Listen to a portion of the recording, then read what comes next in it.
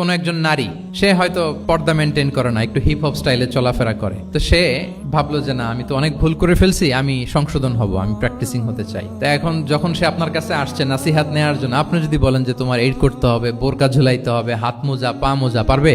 এ বলবে আগে যা ছিলাম ভালোই ছিলাম। তাকে একটু একটু করে বোঝাতে হবে, মানে এই হেজাব এটা কেন, হ্যাঁ, কাভারিং আওরা এটা কেন, কেন এটা করতে, এটা বেনিফিটটা আগে বুঝালেন যে Islam consider women as a queen, নারীকে ইসলাম কি হিসেবে কনসিডার করে?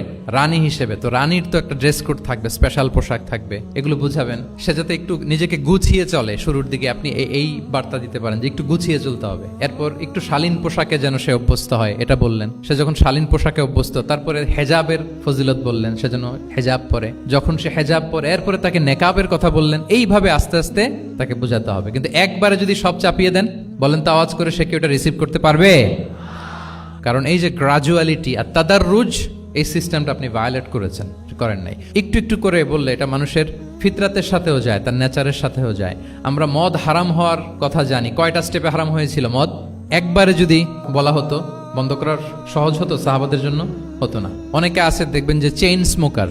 তো যে চেইন স্মোকার, আপনি যদি বলেন যে এটা হারাম, আজকেই তোমার বাদ দিতে হবে, হারাম, এটা খেতে পারবে না, পারবে?